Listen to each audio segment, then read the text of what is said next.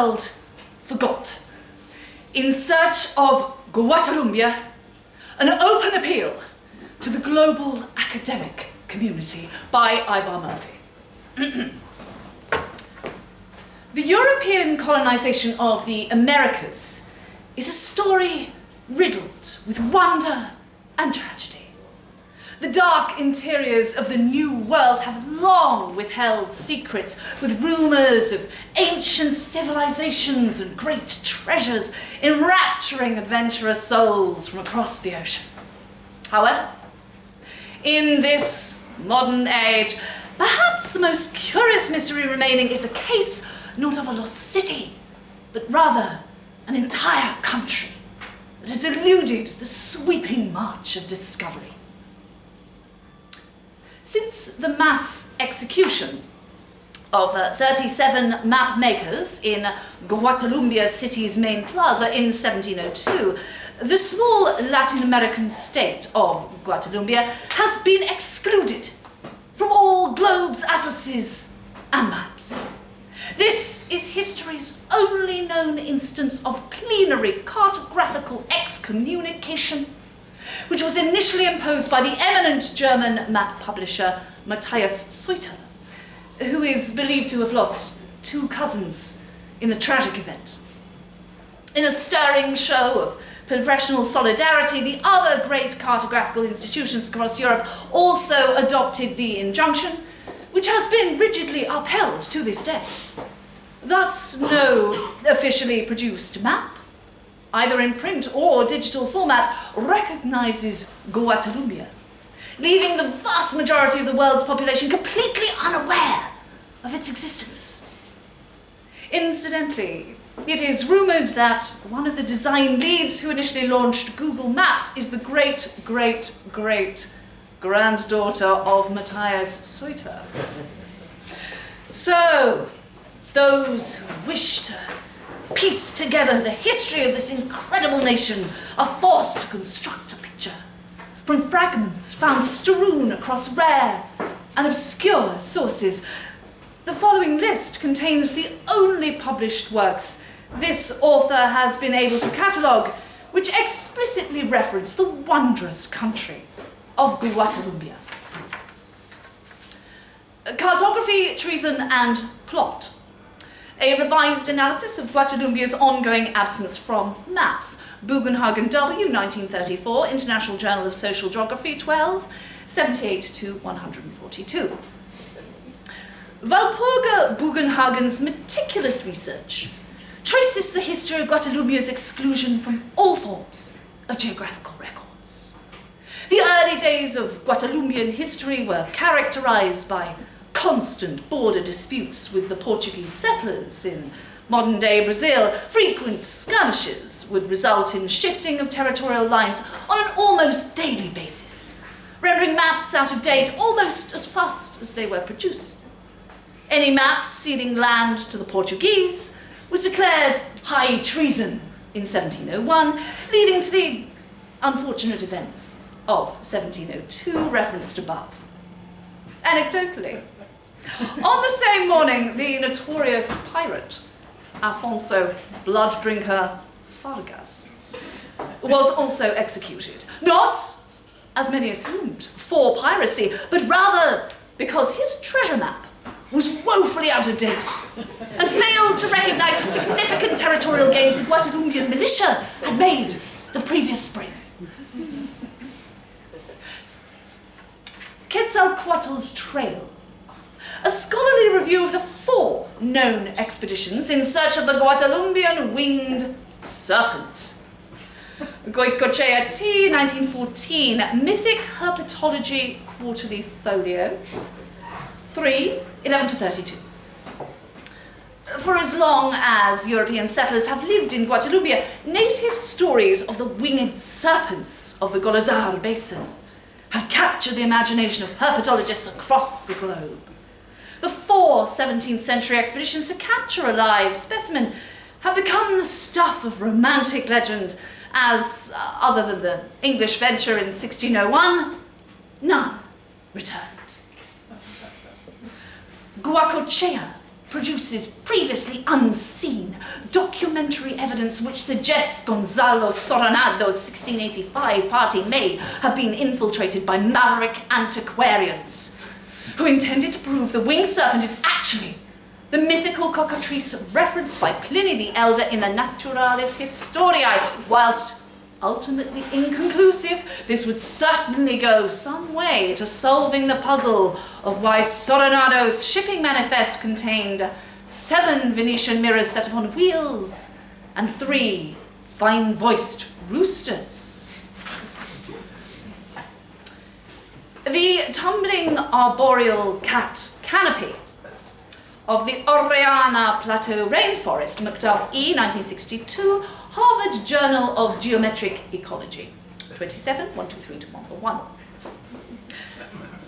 Ever since the English 1601 expedition in search of the Guadeloupean winged serpent got badly lost and stumbled upon an area of jungle in which a species of small kitten-like felines reside in a thick, mist-shrouded layer of treetops, the tumbling arboreal cat canopy has been a source of fascination for zoologists and mathematicians across the globe.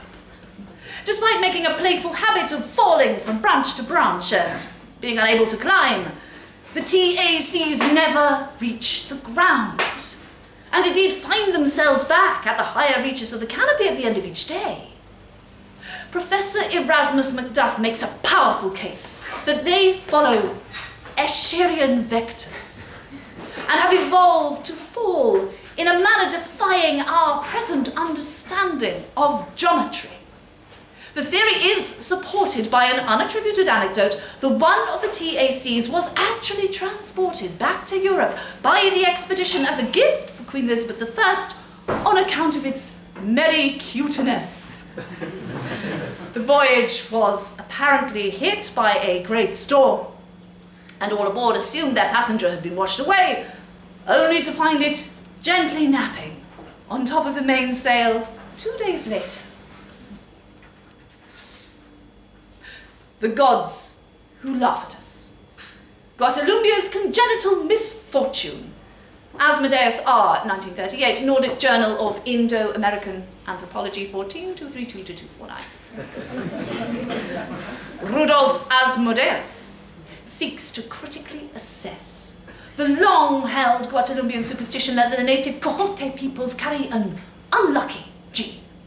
The title, The Gods Who Laugh at Us, is a literal translation of the Quixotal word for their pantheon of deities.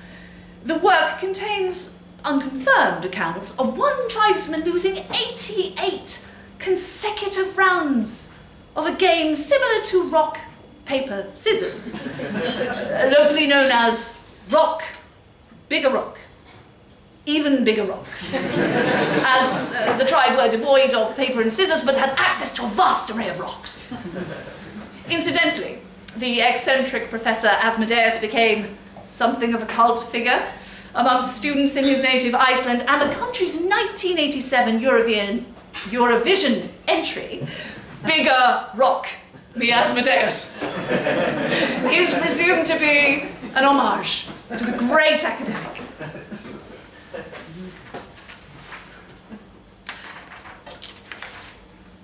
A letter addressed to His Most Catholic Majesty Ferdinand VI of Spain, 1751, from Bernardo de Soto, University of Salamanca Catalogue. This curious epistle is held in the vaults of Salamanca University. It is written by the third son of a minor grenadine noble who voyaged to the New World to seek his fortune. In it, he claims to have travelled deep into the Najotica Basin at the heart of Guadeloupe's unexplored jungle, whereupon he met his own soul, and indeed the souls of many gentlemen of quality he knew from home. He encourages the King of Spain to send an ambassador to the Forest of Souls for the greater benefit of all Christendom, and states that he eagerly anticipates an audience with His Majesty at midday on August the 10th, 1759.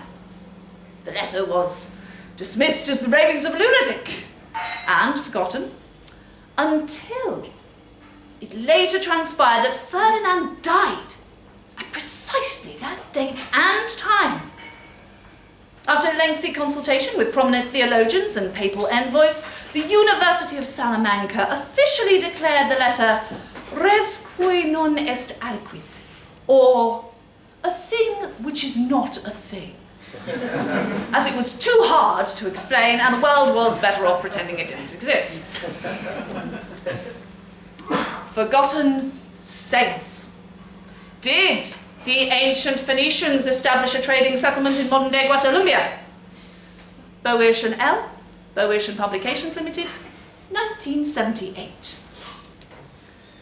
This extravagantly long and inexplicably profane tome is not considered a credible source, having been declared wholly without merit by the Academic Review Panel upon submission as a PhD thesis.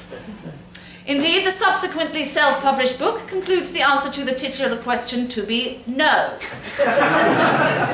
And therefore, it is very difficult to understand why Boeotian felt the need to spend 967 pages furiously debunking a theory that there is no record of anyone ever proposing. Duska quare antemir bid. Wyn Jones, C. Skinwen Educational Library Press, 1920. A very rare Welsh language school book for teaching piano to children, whose title translates as Learn to Play Anthems of the World. It contains basic sheet music for 27 national anthems, including an entry for Guatemala. The author's son, David Wyn Jones, had travelled extensively across Africa and the Americas in his youth, but sadly died at the Battle of Passchendaele in the First World War. His mother, Kelis, who taught music at the local school in Squiwen, used his travel notes to produce a very small print run of the book in his memory. The Guatemaltecan anthem page contains no lyrics or notes on the country, save for the single line, Daffy loved this melody best, from his travels in the Americas. Interestingly, the tune is almost identical to the first two verses of the 1983 hit, Total Eclipse of the Heart. Ratatosk's Revenge. The role of Sciurus spadicius, South American red squirrel, in indigenous iconography from pre-Columbian settlements to present day. Asklung Björnhammer J, 1974, Scandinavian Journal of Sub-Equatorial Rodent Studies, 1 to 98. The definitive study of the squirrel cults of the Amazonian jungle contains a fascinating footnote spanning 6 pages, which identifies the uncanny frequency with which the deaths of Incumbian Guatemaltecan heads of state have involved squirrels, or squirrel-related facets. 1. His Majesty King Roderigo Vicente I died 1756, choked on a squirrel. 2. Imperator Joaquin de Alaves died 1790, mauled by squirrels. 3.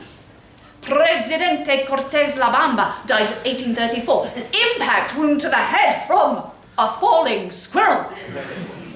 4. Grand Hierophant Aranches I, presumed dead, 1867, wandered into the jungle, claiming the squirrels call me, and was never seen again. 5. His Benevolent Excellency, General Tito de la Fuente, died 1927, assassinated by a man disguised as a squirrel. 6. Presidenta Alina Sofia Gabesa died 1966, Guatemala's beloved first female president's death was unremarkable. However, on each anniversary since her burial, local squirrels have been observed laying acorns at her tombstone in the Cementerio Nacional. It is the purpose of this paper to establish a foothold for Guatemala in the public consciousness. Surely these 8 cannot be the only sources recognizing the existence of such an enchanting land.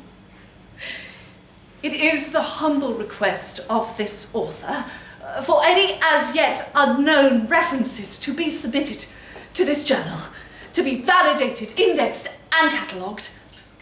And so, a plea is made to the academic community, to explorers, geographers, travelers, to lovers of truth and knowledge.